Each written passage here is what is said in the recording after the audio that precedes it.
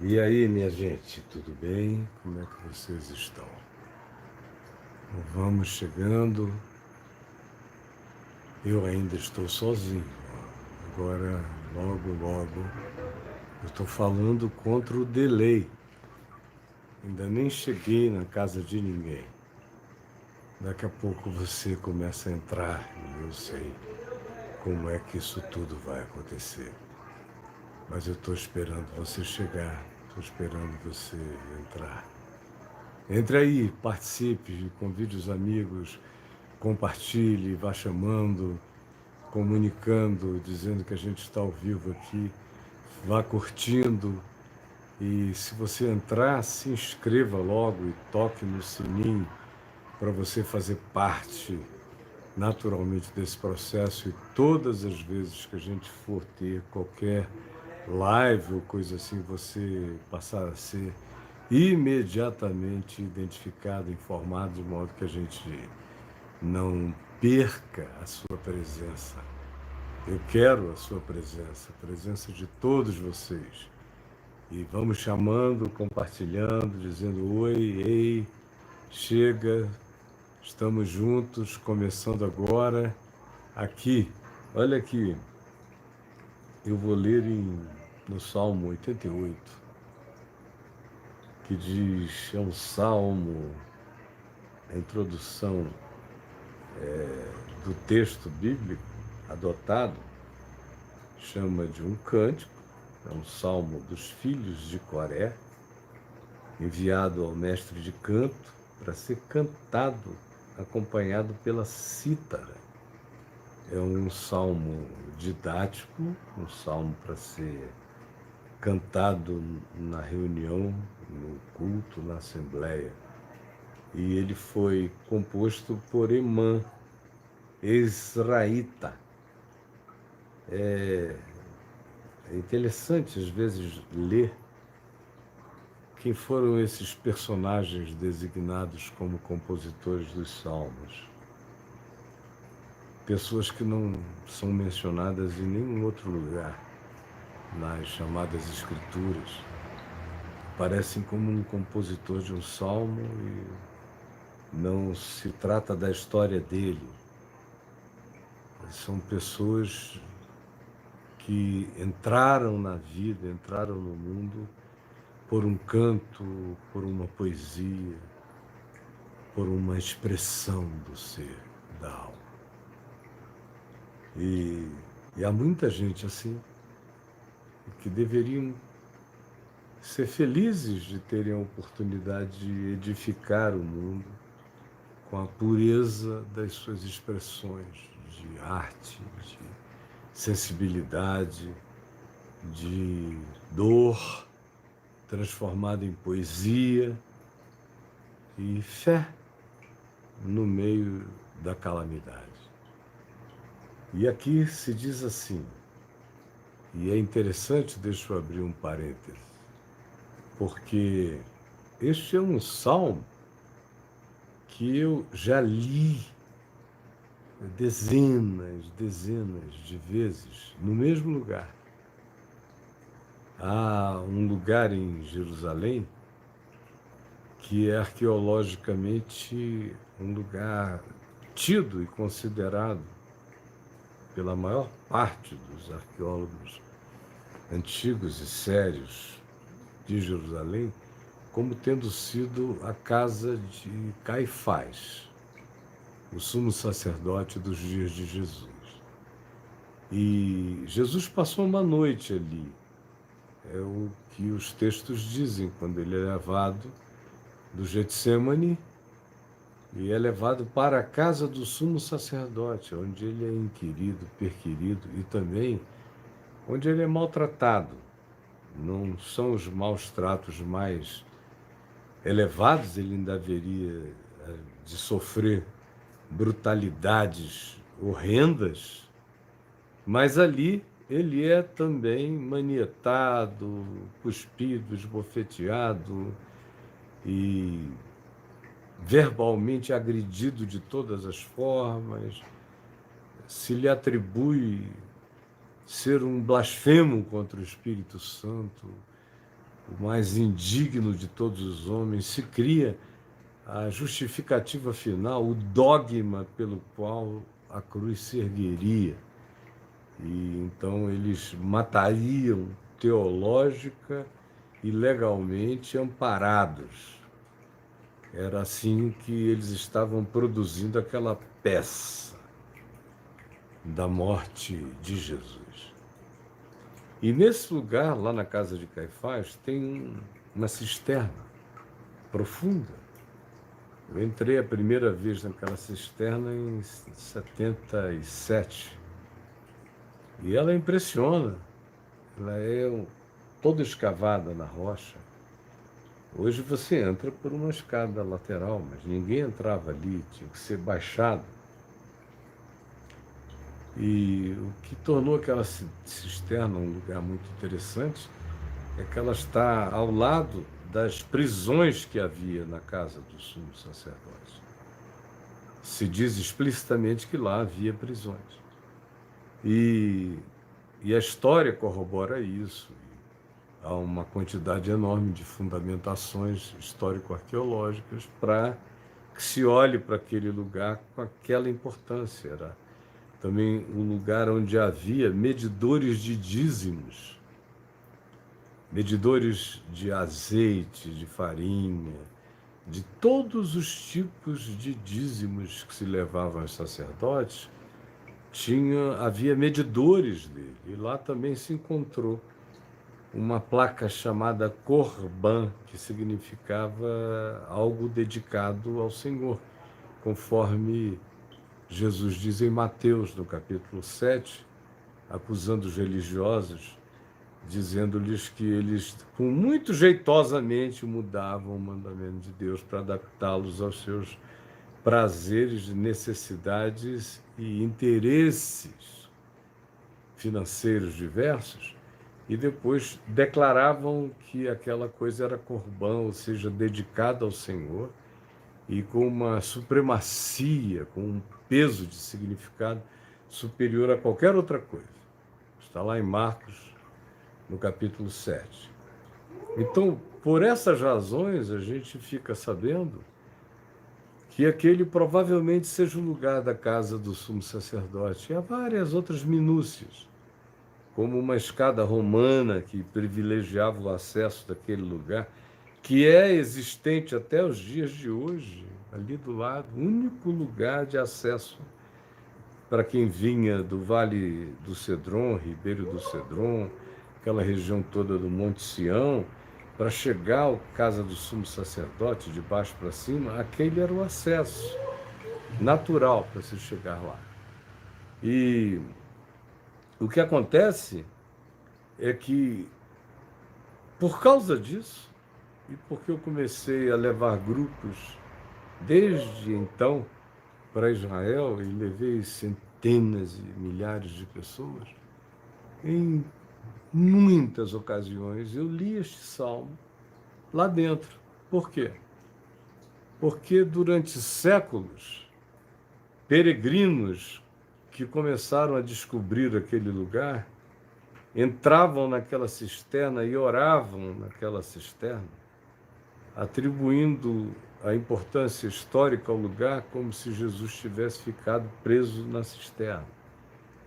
De forma que até hoje você vê a mancha, a marca do corpo de peregrinos no mesmo lugar, de joelho em oração. A pedra ficou marcada pela presença desses milhares de corpos. E se desenvolveu essa tradição de chegar-se lá e se ler este Salmo 88. Quem já foi comigo até lá, já experimentou, já teve provavelmente essa oportunidade. E assim é o Salmo. Ó Senhor Deus da minha salvação, dia e noite clamo diante de ti. Chegue à tua presença a minha oração, inclina os teus ouvidos ao meu clamor, pois a minha alma está farta de males e a minha vida já se à beira da morte. Sou contado com os que baixam a cova, sou como um homem sem força, atirado entre os mortos, como os feridos de morte que jazem na sepultura, dos quais já não te lembras, são desamparados de tuas mãos. Puseste-me na mais profunda cova, nos lugares tenebrosos dos abismos.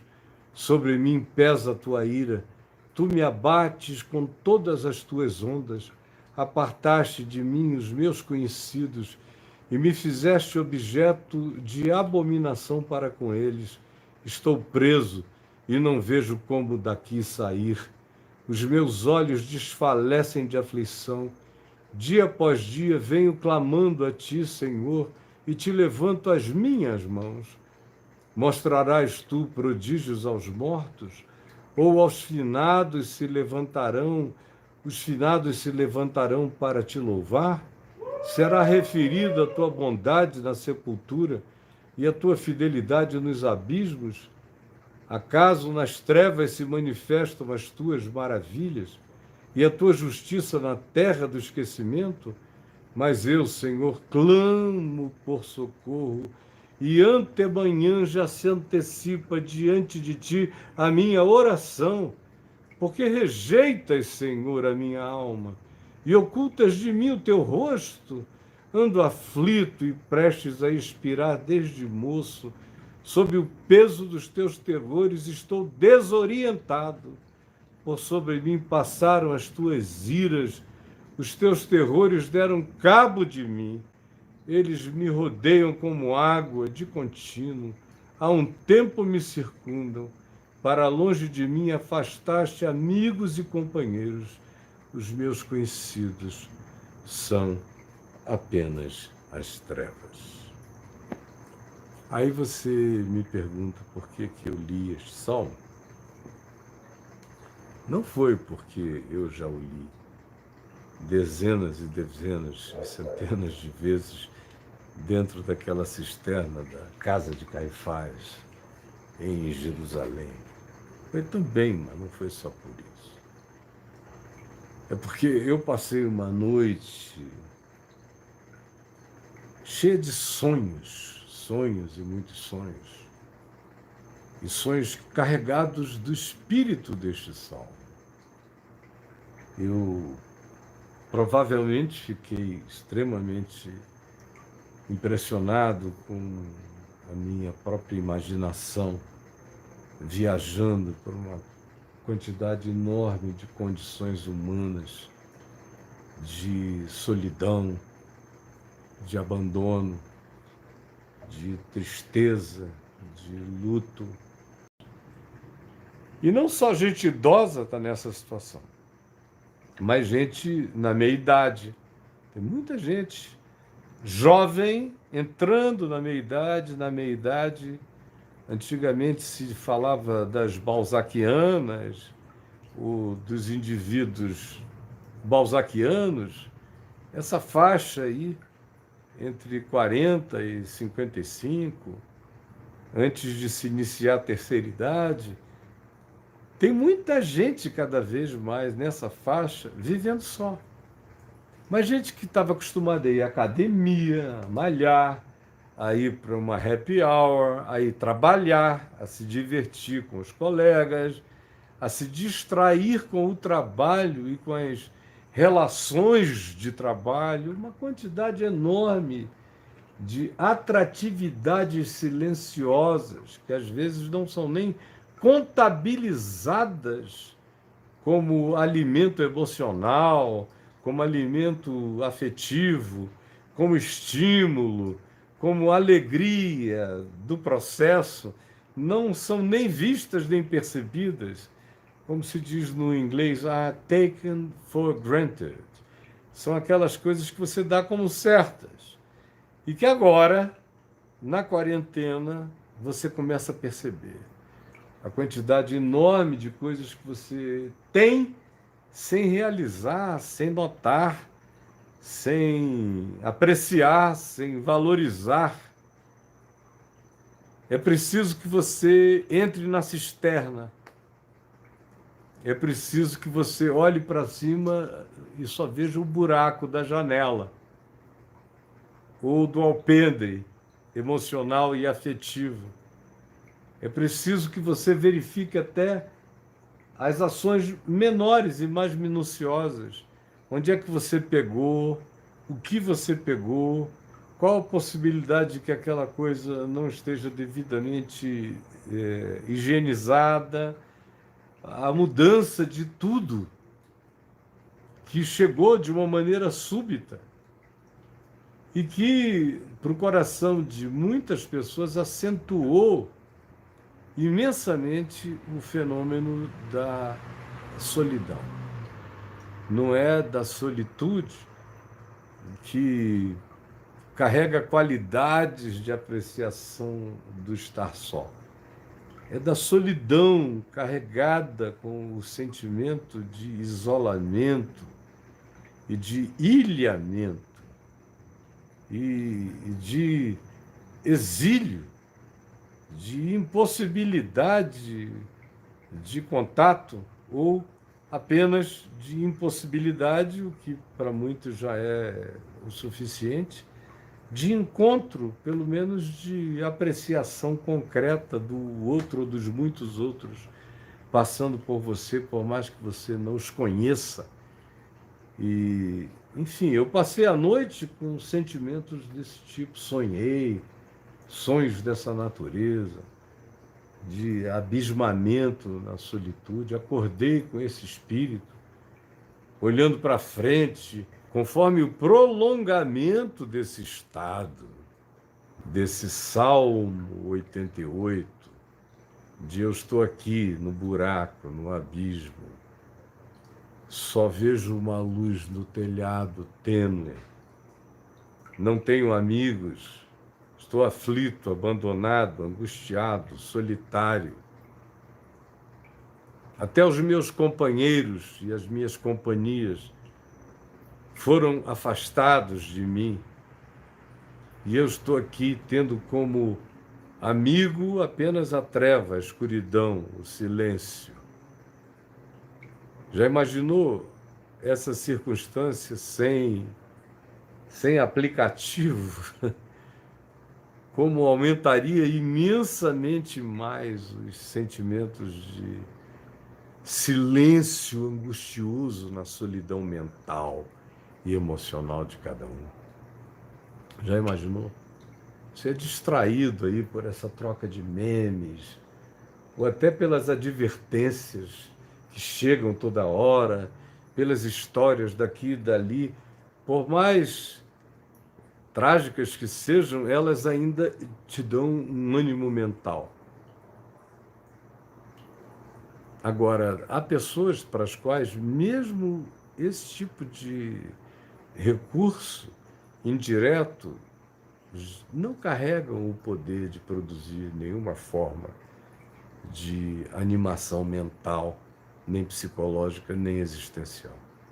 São aqueles que já estavam deprimidos ou em estado de depressão e que agora, com essa descrição de coisas, se aprofundaram imensamente mais no abismo, na cisterna do Salmo 88, no buraco, na companhia das trevas.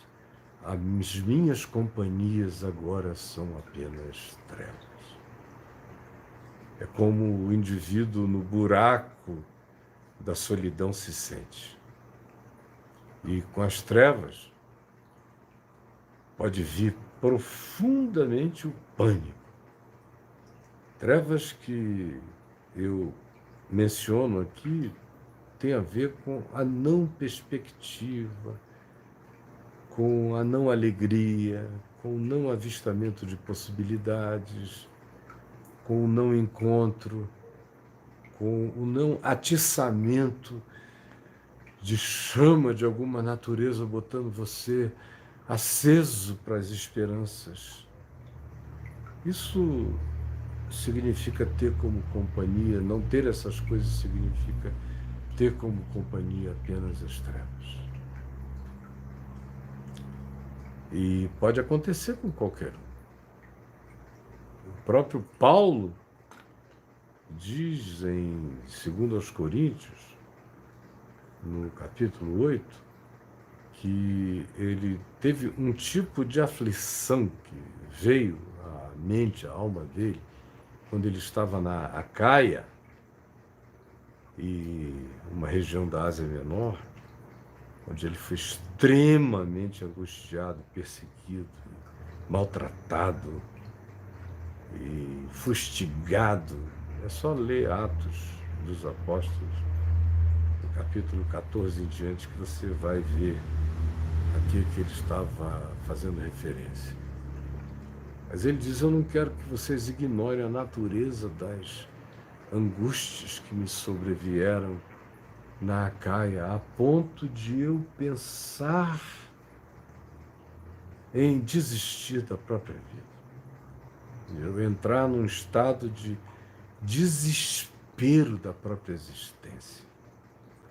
É uma descrição forte, sincera, de uma pessoa que ama a Deus, que conhece a Deus, que crê profundo e totalmente no Evangelho, mas que tinha carne, tinha corpo, tinha sangue, tinha cérebro, tinha mente, que podia fraquejar diante de uma conjunção de agonias e angústias simultâneas, das quais e para as quais parecia não haver livramento. E aconteceu com ele, que é aquele ser atômico, praticamente, que carrega aquela usina nuclear de fé, de esperança, de paixão, movido pela força e pelo poder da ressurreição, que é o que ele invoca sobre os discípulos o tempo todo, que eles fossem emulados pela mesma bomba, pela mesma luz, pela mesma explosão de graça, pelo mesmo arrebentar de amor divino na alma, para que eles provassem aquilo que excedia todo o entendimento. É algo recorrente no desejo mental, espiritual, psicológico de Paulo para com aqueles que criam no Evangelho. Ele era assim porque ele era assim, ele dizia assim porque era assim que ele era assim que ele cria, era assim que ele vivia. No entanto, ele diz: eu não quero que vocês ignorem que o que me aconteceu na Caia, apesar da luz de Damasco, apesar da vocação eterna, apesar de tudo, eu senti uma angústia tão horrenda que veio a mim o desejo de que a vida acabasse. Eu me desesperei da própria vida, da própria existência. Tamanhos foram os flagelos, as dores, os sofrimentos e as impotências. Então não fique nesse estado de negação. É melhor escrever logo uma carta a respeito, é melhor escrever aos Coríntios. Mesmo que você seja um pastor ou um apóstolo, é muito melhor. Aqueles que falam, que se livram, que fazem um salvo, mesmo que seja para ninguém, se ajudam muito mais. Pode ser o Salmo 88, dessa solidão total, desse isolamento, dessa quarentena sem ver perspectiva nem esperança, e dos medos que estão surgindo, dos temores, e das perguntas, como aqui no Salmo tem perguntas sobre Deus: onde estás, até quando, por que eu, e agora, o que será, socorro. Não carregue nenhuma culpa por ter essas questões, essas aflições, essas agonias, esses terrores do dia ou da noite. Apenas não se entregue a eles. Mas admitir a realidade faz parte da vitória. Admitir as coisas que são, ao invés de mergulharmos num mundo de fantasias e de negações que certamente voltarão, explodirão em nós numa densidade de aflições que transformarão a tristeza em depressão e em pânico, faz muito mal. É muito melhor falar a verdade. Dizer isso a você mesmo, a você mesmo. E fale. Tem alguém que escreveu ali, Deus não existe, mas você está aqui. Então fique aí, meu filho, porque eu existo. Eu existo. Deus não existe. Eu existo. Deus é. Então, você está certo. Deus não existe, mas Ele é. Eu quero dizer para você que existe um lugar desse Salmo 88 na mente, na alma, no estado emocional e psicológico de todos os seres humanos. E fugir e entrar nesse estado de negação transforma isso em algo suicida. Esse é o meu temor. A gente já vinha num fluxo extremamente suicida nos últimos 4 anos no mundo.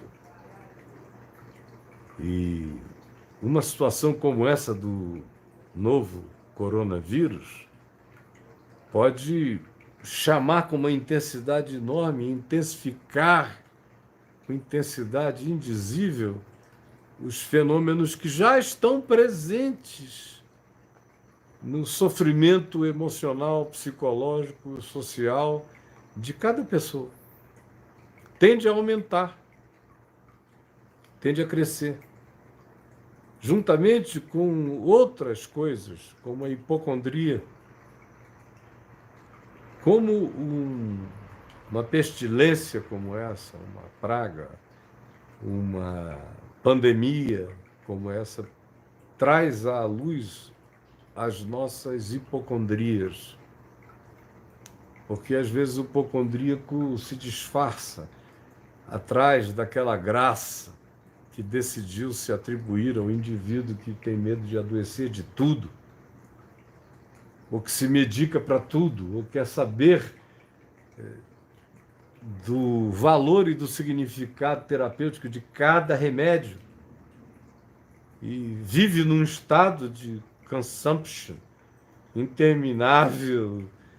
Mesmo que ele não esteja sentindo nada, ele toma para prevenir e consome com uma sofreguidão, com uma avidez enorme.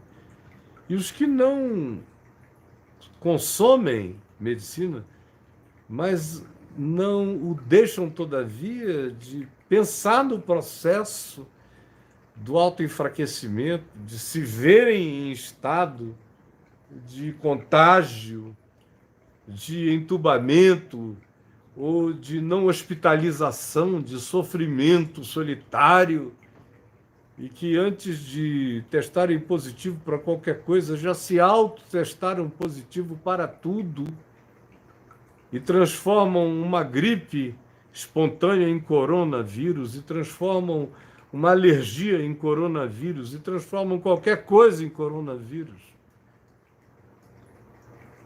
Esse grupo está crescendo e crescerá enormemente mais. Faz parte da angústia paranoica, que não tem nada a ver com o cuidado absolutamente zeloso em relação à higiene e aos protocolos de autopreservação e de preservação do próximo. Tem nada a ver. Tem a ver apenas com aquilo que você sofre quando está tudo bem, mas quando está tudo mal, você ganha uma razão poderosa para ficar pior ainda, sem que nada esteja acontecendo. Você sabe disso. Então, uma hora como essa traz a solidão, o pânico, traz o desejo suicida, traz a hipocondria, com tudo que ela implica, inclusive em desejo de morte. Há certos hipocondríacos que têm tanto medo do modo de morrer que prefeririam a alternativa autodeterminada do suicídio, para morrerem subitamente e não lentamente, porque eles se imaginam no processo tão intensamente que isso se torna numa tortura insuportável. Mas tudo na mente. Uma situação como essa evoca também realidades que às vezes a gente não quer admitir. Tem muita gente durante esse processo que vai conhecer melhor os filhos, vai saber como eles são em relação ao cuidado que tem com você, a preocupações, a interesse, a prevenções que eles possam promover em seu favor e que o farão, em cuidados, em vigilância carinhosa, tanto quanto você vai conhecer como você sempre teve filhos que nunca quis admitir que os tinha, indiferentes, estranhos, que acham que tudo é idiotice sua, que forçam você a se virar e não tem nenhuma preocupação em relação a ver se você pode ou não pode, consegue ou não consegue, como é que você está ou não está. Se distanciam, até fogem e silenciam. Tem de tudo. E tem muita gente sofrendo. E haverá muito mais gente ainda sofrendo de realidade, sofrendo de descobrimento aí em relação à sua própria família, seus filhos, seus relacionamentos, seus cônjuges, seus pais. É uma hora de muita revelação, de muito salmo que vem de dentro da escuridão, produzido na cisterna da angústia e dos sentimentos mais estranhos e lúgubres e que vão crescer muito, muito, muito mais do que já começaram. Ainda nem iniciamos o processo. É uma hora de muita verdade. Há muita coisa que vai ser trazida à luz do poço da nossa escuridão, desse momento Salmo 88 da nossa própria revelação existencial, psicológica, social e relacional. Você está vivendo assim? Me fale. Você está vivendo isso? Eu gostaria que você tivesse a coragem de falar. Alguém aqui, eu não sei o que vocês estão dizendo, eu não estava vendo. Ter fé é ser idiota, ignorante e totalmente antagônico. Não é por ter fé que se é idiota. Enfim.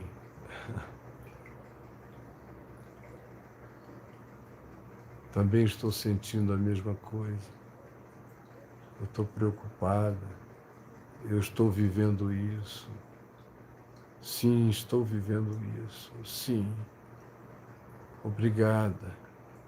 Me preocupa um pouco com o coração do Caio. Muito obrigado. Meu coração, graças a Deus, está indo bem. A Adri é muito fofa, prestativa sempre com uma reciprocidade carinhosa imensa, diz o Lucas, e é verdade, e muito carinho nas respostas. Ela sempre responde mesmo as coisas mais agressivas, com muita reverência pelas pessoas. Caio, você viu o canal do Vinícius César, ateu? Não, eu não vi. E, normalmente, Eu não me preocupo com nada sobre ateísmo.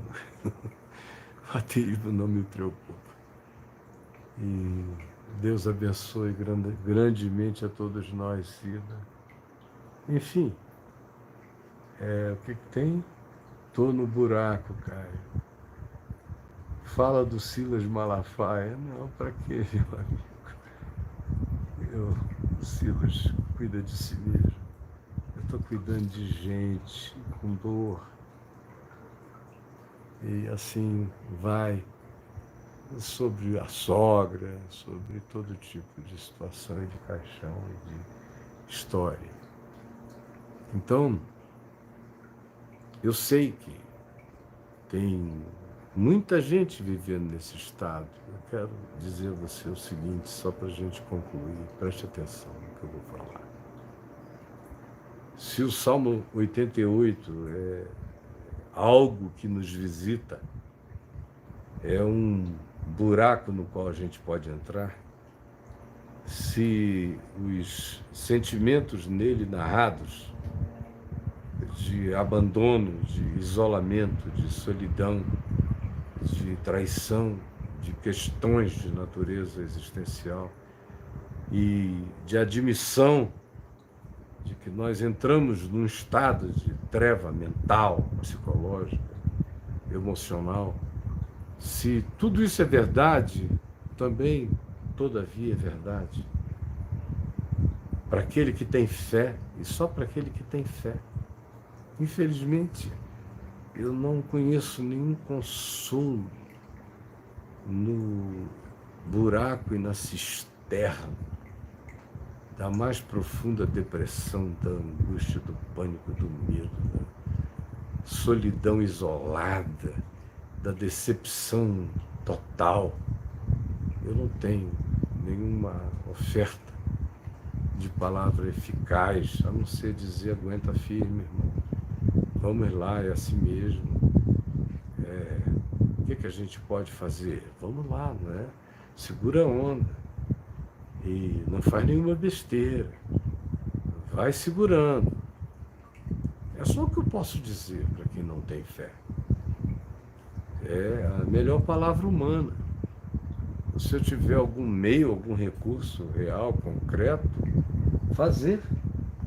Trazer à luz para a pessoa, manifestar aquela possibilidade de, quem sabe, eles se deixar tomar de bom ânimo e prosseguir na existência sem se abandonar ao desânimo final e angustioso que pode levar e propiciar até mesmo um espírito de morte na pessoa.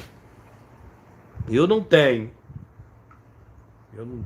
palavra a dizer para quem não tem fé. Mas eu sei que aqui, conosco, há uma quantidade enorme de pessoas que creem, que não objetam, ao contrário, creem ou gostariam de crer, pelo menos. Gostariam, pelo menos, de dizer, como aquele homem, pai do garoto, em estado de epilepsia possessa, diante de Jesus, e que disse a Jesus, ele perguntou a Jesus se ele disse: se tu podes alguma coisa, cura o meu filho. E Jesus retrucou dizendo: se podes, tudo é possível que crê.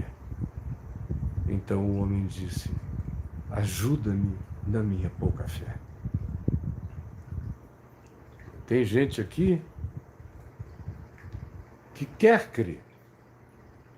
Tanto é que estão aqui, como aquele homem ali estava, levou o filho até lá, enfrentou uma noite inteira de argumento e apologia e guerra de pensamentos entre os religiosos, os fariseus e os discípulos de Jesus que tinham ficado para trás, 10 deles. Com Jesus só tinham subido 3 deles, tinham ficado 9, Pedro, Tiago e João, para a transfiguração. Então, o homem tinha suportado tudo aquilo. Tinha aguentado os embates da religião uma noite inteira, esperando Jesus chegar, vendo a impotência dos discípulos de Jesus de fazerem qualquer coisa diante e em favor do garoto, porque tinham ficado a noite inteira em discussão teológica, doutrinária, argumentativa, filosófica sobre o que eram os demônios, do que sofria o garoto, se Jesus poderia ou não poderia libertá-lo. Toda essa coisa que a gente vê acontecendo aqui o tempo todo na internet, toda essa logorreia. E quando Jesus chega, e o garoto está lá, estribuchando, literalmente. E Jesus chega e vai logo na direção dos fariseus, os confronta, dizendo: por que vocês nunca deixam de ser essa casta pior do que o diabo, tirando a esperança do coração humano? Por quê? Enquanto os discípulos diziam: estamos perplexos, não conseguimos nada, e o pai do garoto diz: eu trouxe o meu filho aqui para que eles expulsassem o demônio, mas eles só discutiram com os religiosos e não puderam fazer nada. O demônio está aí, meu filho também. Era um homem que queria crer, tanto é que ele estava lá, que ele aguentou essa idiotice desse tipo de discussão, desse tema, dessa desnecessidade diante da contorção humana, da angústia humana. E aí tem esse diálogo maravilhoso. Senhor, eu trouxe meu filho, mas os teus discípulos não puderam expulsar o demônio dele. Se tu podes alguma coisa, me socorre. E Jesus retruca: se podes, tudo é possível ao que crê. E ele disse: então, ajuda-me na minha pouca fé.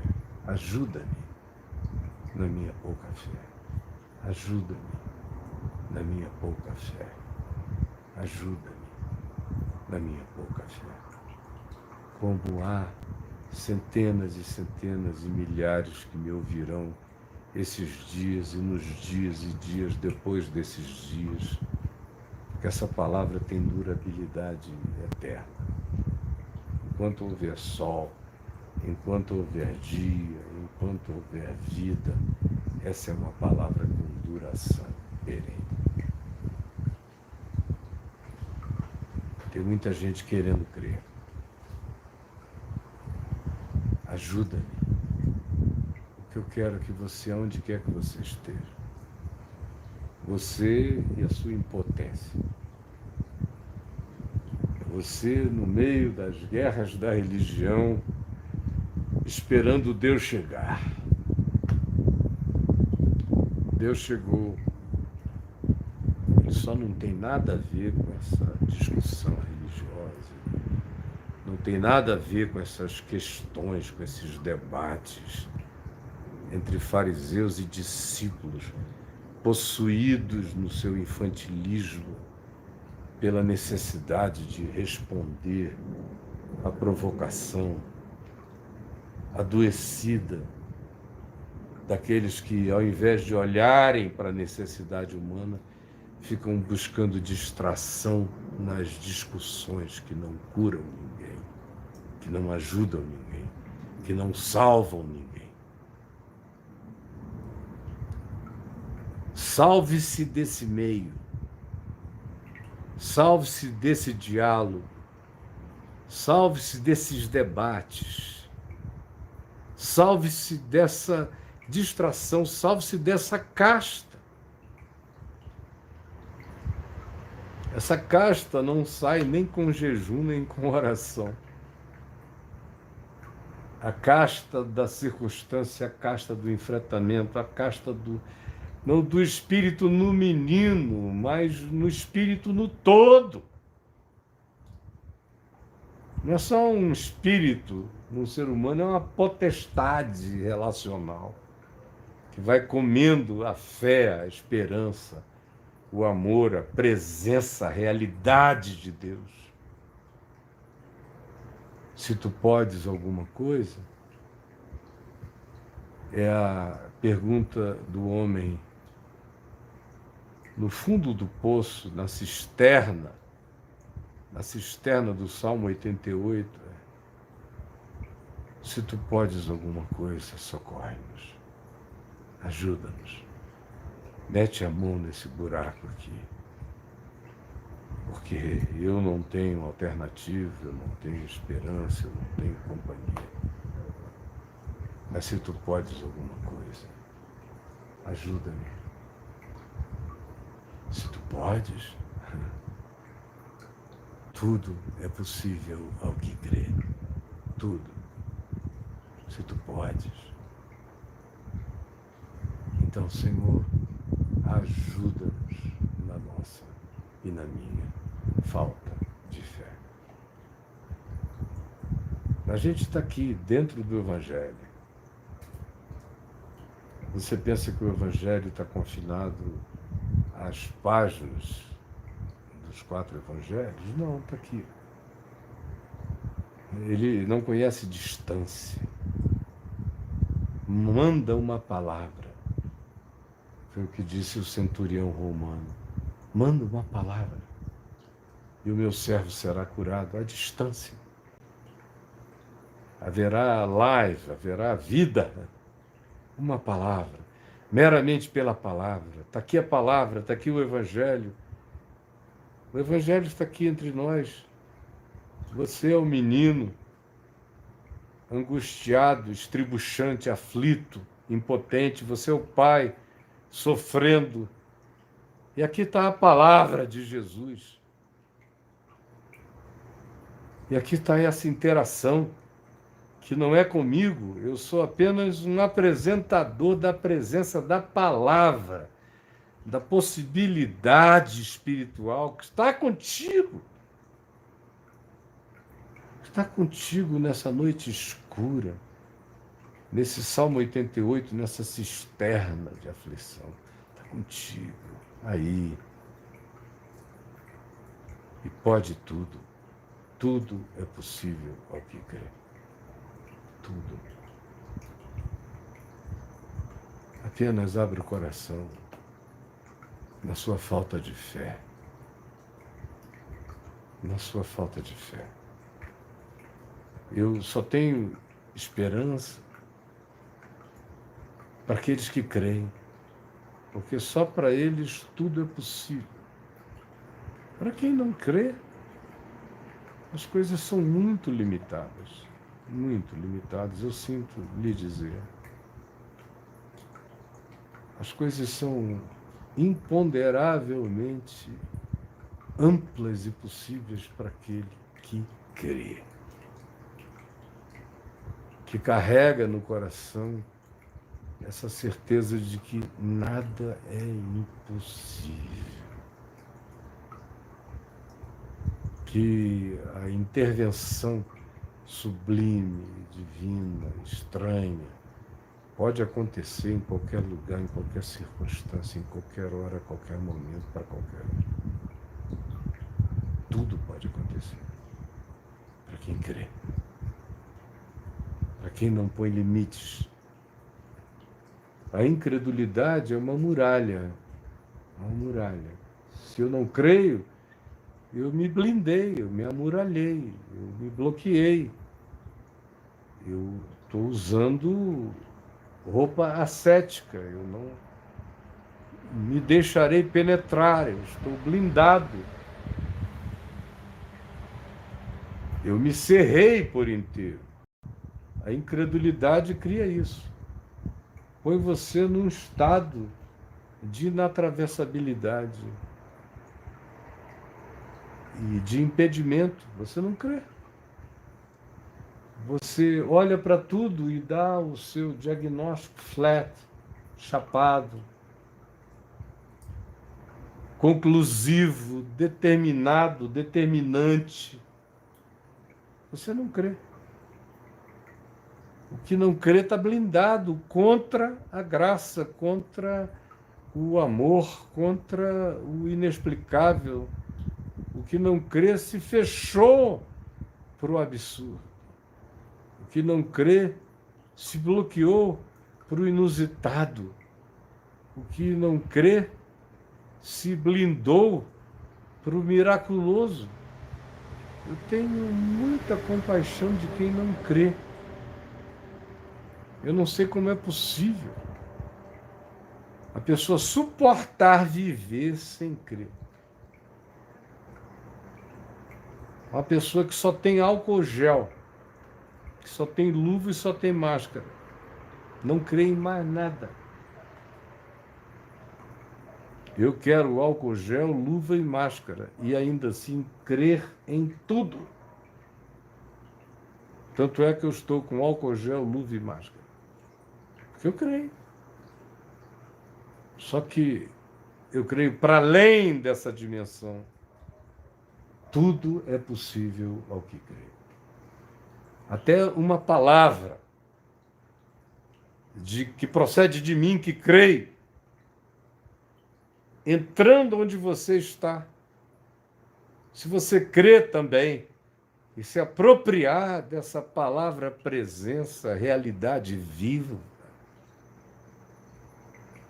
você vai ver o que vai evoluir, o que vai brotar, o que vai começar a explodir dentro de você.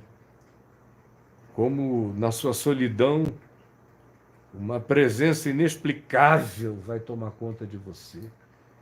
Na sua angústia, no seu medo, no seu pânico, na sua impotência, inexplicavelmente você vai ser potencializado por algo que está para além de todas as compreensões.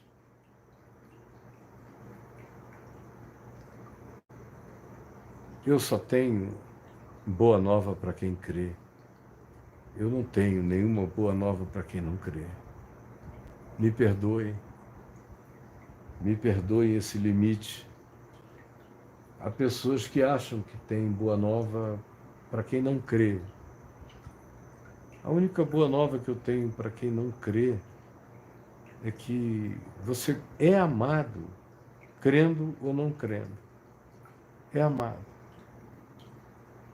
Agora, se você não crê em nada, nem mesmo que existe amor divino no universo para com a sua vida, então o seu estado é de cidadania da cisterna do Salmo 88, não tem saída mesmo. É melhor abraçar as trevas e fechar a porta do poço, da cisterna, no topo, no seu abandono.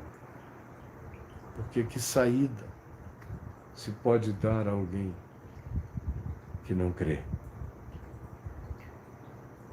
É o que cada um tem que decidir. Tem gente que fica cobrando, até de mim, que eles consigam crer, como se eu tivesse o poder de fazê-los crer. Eu não tenho. A fé é um dom de Deus e que acontece recorrentemente no coração daquele que diz: se tu podes alguma coisa, ajuda-me.